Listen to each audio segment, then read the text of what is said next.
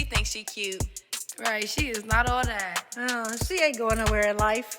But she's still blessed. Hello, everyone, and welcome to God's Ghetto Girls, where faith meets real life in the rawest, most authentic way possible. This is the place where we speak truth, find hope, and celebrate the power of God's love in the heart of the ghetto. I am Pastor Laquita Allen, your host, and I'm so glad you're here. We will together explore stories of faith, resilience, and redemption, because no matter where you come from, God's grace can find you right where you are. So grab a seat, open your heart, and let's walk this journey together as God's Ghetto Girls. Woohoo! Welcome to the launch of our podcast. Yes, yes. And with me, I have our engineer producer, Ronan. Say hey, Ronan. Hello, hello. Hello. Yes, Ronan will be joining us on most podcasts, but for future podcasts, we will be inviting other women, and I'm just so grateful that you're here. A little bit about me is that I co-pastor a church in Columbus, Ohio with my husband, Pastor Ricky Allen, and we've been doing that for 8 years. 8 years. Wow. Woo. Yes, 8 whole years. Can you believe it, Ronan? No. Just 8 years at anything. I put years behind anything. That's an accomplishment for me. What about you? Oh, yeah. I might go. Decade. A decade, you're right. Oh man, a decade when you think about it. And that's just to let you know how time flies, right? You could just be 1 minute thinking of something and then time will pass and you'll look back and say, man, I should have done that. Because you could have been almost, halfway, a decade through it, right? Absolutely. Absolutely. So we want to definitely get into the purpose of this podcast a little bit since this is the first episode. And so I wanted to define ghetto. A lot of people, and this is a stigma that I had to get out of myself, right? It's like I didn't want anybody labeling me as ghetto, but guess what? They were. I mean, they would just hear my name, Laquita, right? And just automatically assume, oh, she's from the ghetto. Even growing up, I thought that was a bad thing, right? My name, Laquita, because I'm like, oh, everybody's going to know I'm from the hood. Everybody's going to know I was on welfare. Everybody's going to know that, I was on food stamps just simply by my name, right? Absolutely. That is a hard challenge to go through. It is. I mean, and just think about it. Like when I was growing up in the 70s, not many people had that name. But, and my mom told me that she got that name out of a magazine, out of a book my aunt was reading. And I met a lady years later after I moved to the suburbs of Columbus, Ohio, in what I would consider an affluent neighborhood. And I had started to look at purchasing a home, and I met a lady, and her name was Laquita. So immediately, before even actually physically meeting her, I myself thought, oh, okay, she's like me. She's from the hood. Her name is Laquita. Do you know this middle-aged white woman showed up at my house? And I can't assume what her background was, but her name was Laquita. And she said that her mom had gotten her name out of a book as well. Now, what are the odds of that? Small world. Small world, small world. And I'm thinking, well, I didn't want to get too personal, but I just let her know that, I hadn't met many people, actually anyone else with that name, especially a white woman. So she said that she had met another white woman named Laquita before. And I'm telling you, I was floored by that. So the same stigma that I thought people were putting on me, now I was doing it, right? And that's how it works. So I went through and I was like, okay, well, let me look up the actual definition of ghetto. And the acronym that I came up with actually for the podcast was getting her everything through trials and tribulations and opposition, right? So, getting her was whoever her is getting it through. In spite of trials or tribulations or any opposition, you can still attain success, right? I'm a witness to that. I am a witness to that. Like I said, my humble beginnings of where I started from to where I am now, a project manager of an organization making six figures. I mean, who would have thunk it, right?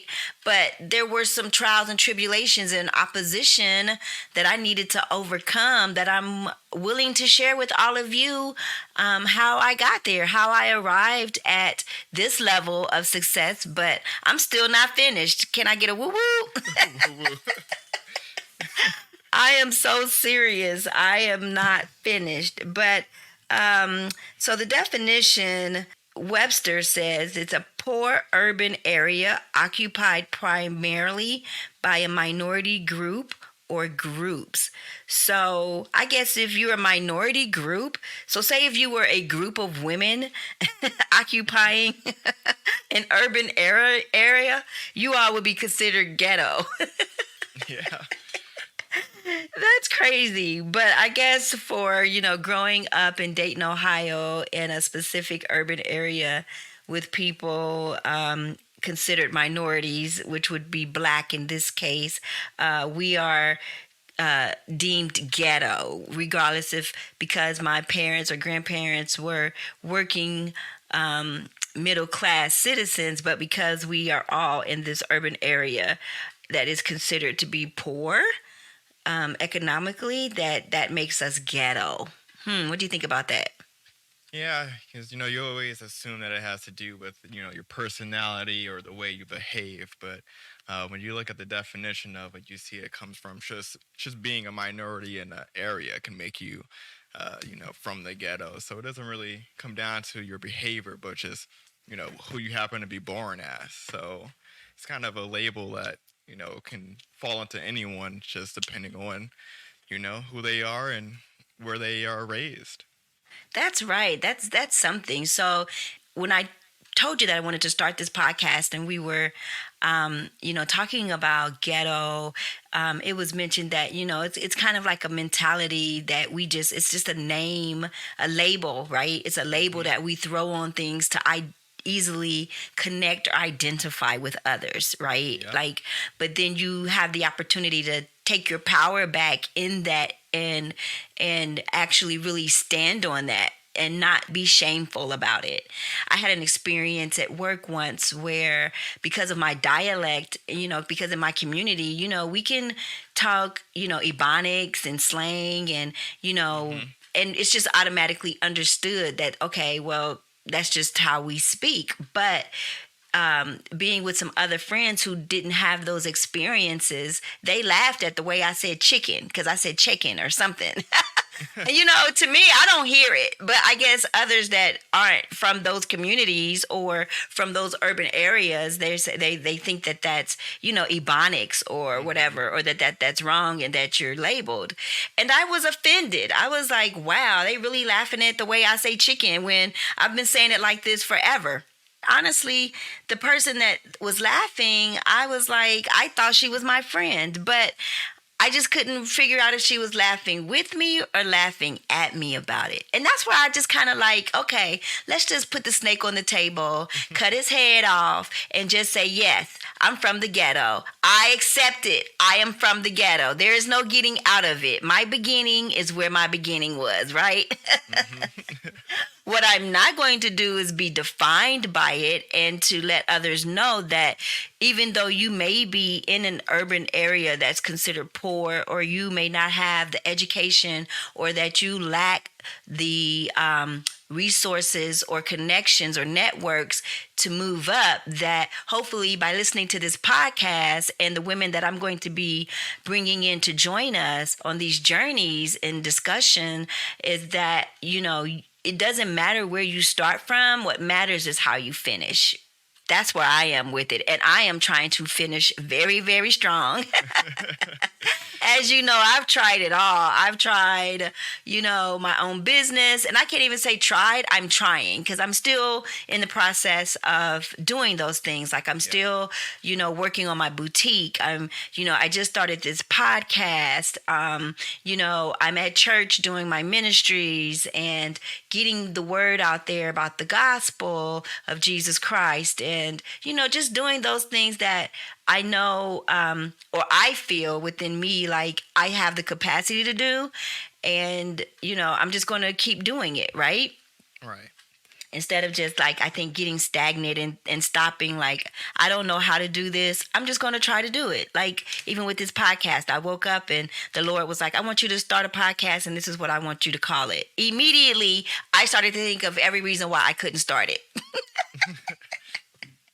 To myself, I'm thinking, is that a ghetto way?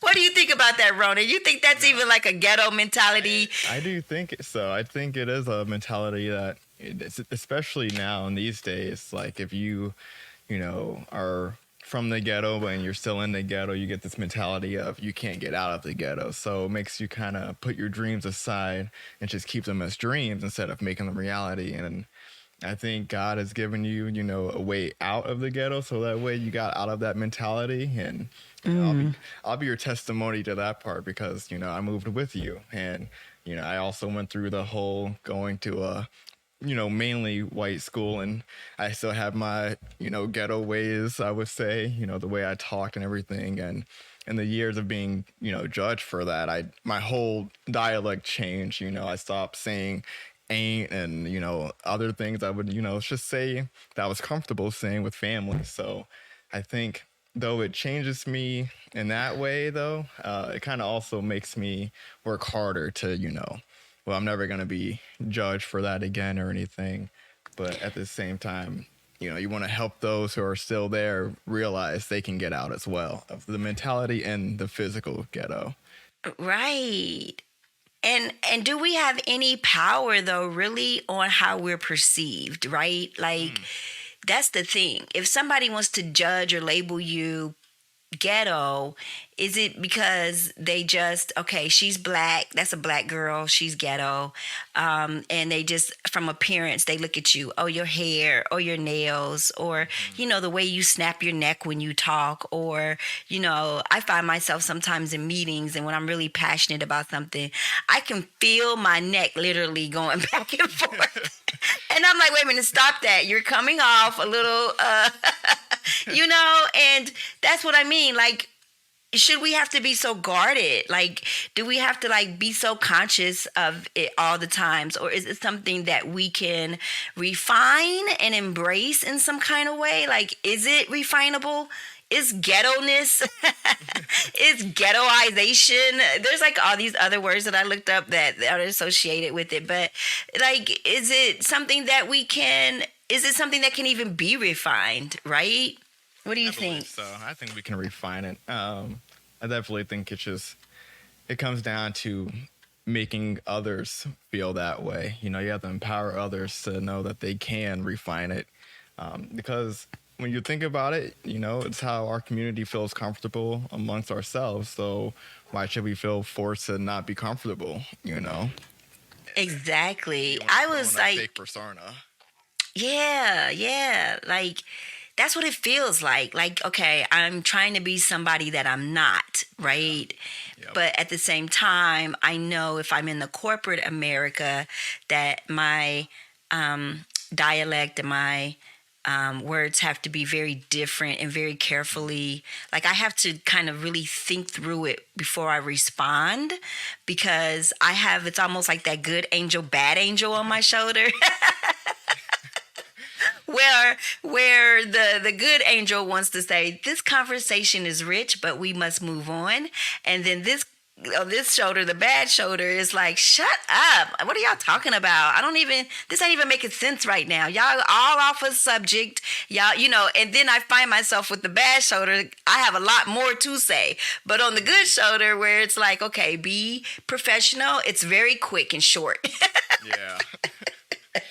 And it's just like, okay, this is just what I need to say to keep this conversation or keep this meeting moving. But in the back of my head, I'm having a whole nother conversation. Yep. I think that's a lot of people's testimony.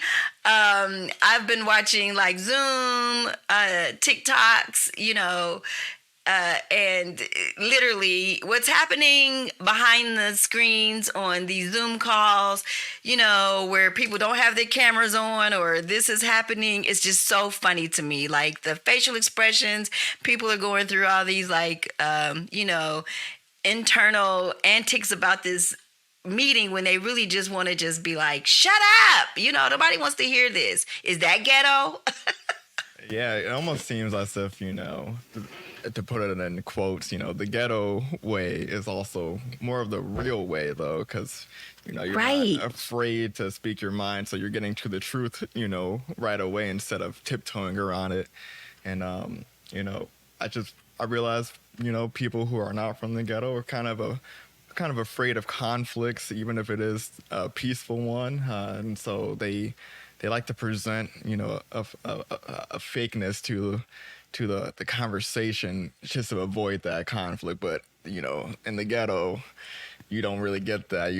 If you say something, you can expect someone to say it right back to you. Right, And exactly. it just kind of makes you more, honest with yourself. Okay, well, I'm gonna speak my mind. You speak your mind, and so.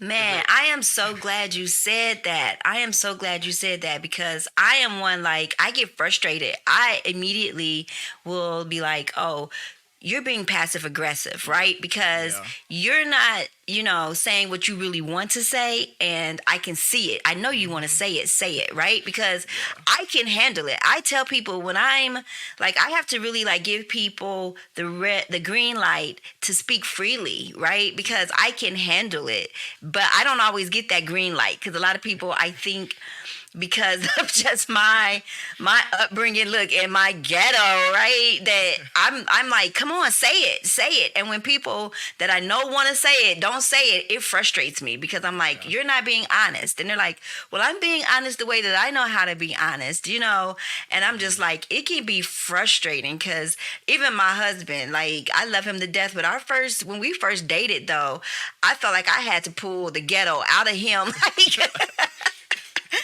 But that just wasn't his style. But it's, mixing the two because I'm like, to me, okay, we talk about the definition of ghetto and growing up in an urban area with a minority group of people. Okay, so he fit that qualification, so I could say, ghetto, right? So being from the ghetto, I thought, anybody that's on this side of the zip code, they're going to be able to understand and we could be able to converse and that's going to be cool. But that's not always the case. You just have some very introverted people who don't like confrontation, right? And that's another one of the stigmas. Just because this is my zip code doesn't mean that I'm ready to get into an all-out argument with you in Family Dollar or anywhere because of the way that you responded to me or didn't respond to me.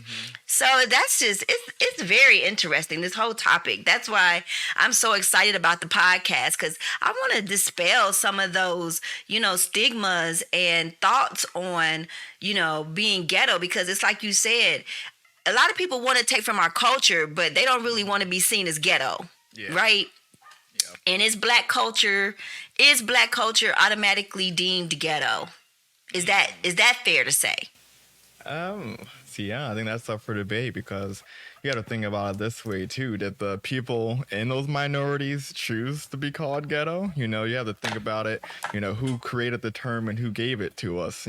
Right. So is that also affecting our mental? I'm pretty sure if we were to choose today, we wouldn't choose to be called ghetto, but right, given to us instead of us taking it. So I think that's where it comes back to. We have to take it for ourselves now and redefine it for ourselves because it was a term that was given to us by someone who's not the minority, and so that that infects the mental of people in the ghetto as well. So. Right. All I can think of is like, I just, I can only speak for myself, but it was like, I think if you were to ask me, I would say ghetto really started getting accepted when rap came out, right? Then everybody was like, ooh, I want to know more about the ghetto. I want to know. There became this phenomena about, wanting to understand and be in the ghetto now that, New York stepped on the scene and coming out of the concrete jungle and everybody. I think it scared. Wait a minute. I would say initially it probably scared people. And then, but for us, the little ghetto girls and boys around the world, it was an outlet. It was okay, this is I'm finding my community here in this genre. Yeah. And they're talking about things that I can understand where, you know, I know in the midst of that, there became this thing where it was like, we didn't allow people to attach themselves to it. If you're not from the ghetto, don't speak on the ghetto. Yeah. Yep. If you're not from the ghetto, you can't rap this song. Don't rap that song. Broken glass everywhere. People, you know how it goes. Like they just don't care. Just all of this stuff is going on. But it's like, I would look at people and be like, No, you can't rap that because you don't understand. I understand that. I live that. That's, that's just the way we did it. We just had to put it down and let them know you're not welcome to do that. You have, artists. I think what really made the cultural appropriation more so is when you have, Eminem came out. So now you have someone who's not a minority but grew up in that situation rapping about it. Right. Now, that's when they really started to want to know more, but they don't want to go to the ghetto to find out. They want to listen from, someone who looks like them rapping about it. And then oh my goodness. Woo, you just said it right there. They don't want to go to the ghetto. I don't want to go. No. I can't go across those tracks. Yep. Wrong. I can't go across those tracks. No, don't put me on those tracks. If those tracks, growing up in Dayton, there were like certain inlets into the west side of Dayton, which was considered the ghetto, right? Like, right. I think they did some type of geographical landscaping, just how limited it was that you could actually enter into the west side of Dayton from like even off the highway. There was maybe one or two exits that you could get off. And that was the one that was down by University of Dayton. You could get off at Edwin C. Moses. It wasn't called that back then. I think it was something else. But, you could get off there because the gas station and McDonald's were there. And then maybe there was one like the Dayton Mall. There were like very limited exits even into the city. Mm-hmm. And that just let you know that. So I think now as they're trying to open it up and they're reconstructing the highways, now they have multiple exits to get off on some of the major inlets into the city. And, and like you said, all of that was, I think, premeditated, right? Oh, like, yeah. They know the ghetto exists. They just don't want to face it. They don't want to go there, and they don't want to stumble on it either. Yeah. And, they find it comfortable enough to, judge people from the ghetto, but they don't want to, how can we help people not be from the ghetto anymore? How do we turn the ghetto to, a non-existent thing in the area? And so I think, they definitely want to stay away from that topic. It could be, they feel guilty about it or something, but, there's definitely a lot of ignoring that was going on. And now it's like, okay, well, let's just slowly improve it and then we'll talk about it. Right. Slowly improve it because I'm going on 50 years old. And, it's just now where, I even myself am comfortable to let others. Well, I'll say this. I've always been very outspoken about where I come from. Everybody that I work with and everybody that I socialize with, I have no problems letting them know that, yes, I'm the little ghetto girl from Dayton, Ohio. I speak my mind. I will say what I want to say. And, long as I'm not hurting anybody or anything, but I will speak my mind about something. And I think that's contributed to my success is that I will speak up in a meeting. I will say, I remember being in a meeting once and I was like, we were developing some type of policy or a letter or something. And I just clearly stated that person on the other end of that letter is not going to understand what that says. Mm-hmm. You cannot tell me that they all understand. I used to have to read these reports from my mom. I used to have to assist her down when we went to the welfare office and she had to quote unquote reapply or update her information. Sometimes those letters would come in the mail and I would have to help her understand what they meant, right? Because she just didn't understand what it was that they were asking. And I'm like, if you're really truly trying to help people, how can you expect them to be able to comprehend this and then to be obedient to it when they don't understand what it's actually asking for, Yeah. right? It's like just open their eyes in those meetings to say, okay, well, how does this sound? What does this sound like? Does this sound better? And it's like, yeah, like, because unless you've been there, you can't really speak on it, Yeah. It's just so much. It's so much, I think, to be shared and to be learned by it. Just Yeah. from the entire. This is why I know, like, I'm so excited about the podcast, is because I know there are people or women who definitely want to be able to share their experience and then to help break those stigmas about, just don't assume this of me because you see me now, or don't think that there isn't value add to me coming from the ghetto to what we're trying to do now, right? Yes, I believe in education. I did go back. I got my bachelor's degree and I got my master's degree. But guess what? I still am ghetto. And I'm not ashamed of it because, and if ghetto is meaning that, in society's eyes, that I'm outspoken and that I wear different color hair, or I experiment with my fingernail colors, or whatever it is that society has kind of crafted it out to be. Yeah, I can be that because I'm an original ghetto girl. You know what I mean? Like, really. Like, I know what food stamps used to look like. I spent them and doing all of that. So I grew up in poverty and I lived in the projects, right? So I think, like, as far as the definition says, yeah, I think I met that at one point. And I'm not as afraid to go back there if I ever had to. But the whole point is not to have to go back, but to at least reach back and pull back some of those girls that are there, or young ladies that are there, so that they have hope and that they can see a way out. That they're like, wow, I don't have to stay here. And everything that is available and offered to me can help me get to the next level. Because if we don't reach back and get some of those girls, or get as many as we can, like Harriet Tubman did, then what good is it for us to arrive at any level of success and not help anybody You else? don't want to just get out of the ghetto and then erase it from your mind. You want to get out of the ghetto and go back and, let them know those stereotypes don't have to be who you are for your whole life, You may have Oh, been born wow. here, but you can climb out, and I'm You going to can help climb you. out. You can climb out as long as somebody puts a ladder down there for you to climb out of, right? And I mean, to climb up with. Like, Yeah. you can climb, but if nobody is putting that ladder down there, you can't get out. exactly. And so that's what this podcast will be. It will be a ladder.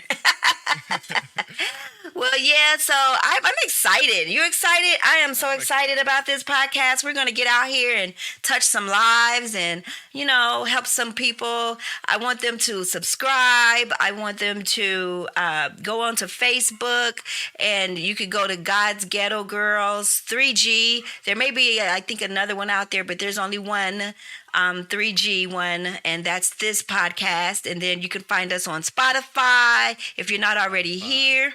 And then also, just if you want to leave comments and you have ideas or suggestions for topics as we explore this topic and go on with this, I just am open to ideas.